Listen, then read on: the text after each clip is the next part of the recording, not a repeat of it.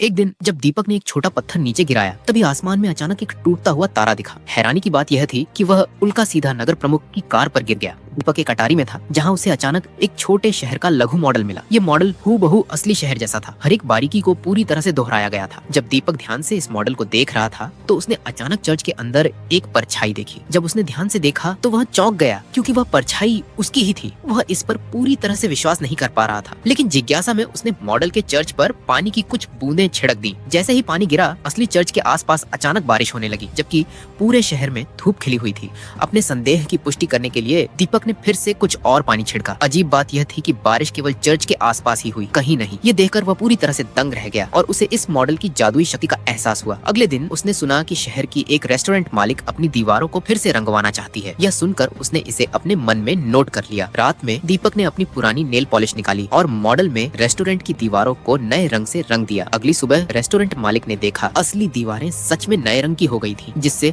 वह बेहद खुश हो गई। शहर में नगर प्रमुख की लापरवाही के कारण सड़कों में गड्ढे थे और नागरिकों की कई शिकायतों के बावजूद उसने कुछ नहीं किया। यह देखकर दीपक को गुस्सा आया और उसने खुद ही शहर को सुधारने का फैसला कर लिया। अब सवाल यह था, क्या दीपक इस जादुई मॉडल की मदद से पूरे शहर को बदल पाएगा, या इस शक्ति का कोई गलत इस्तेमाल होगा जिससे शहर पर कोई खतरा मंडराने लगेगा।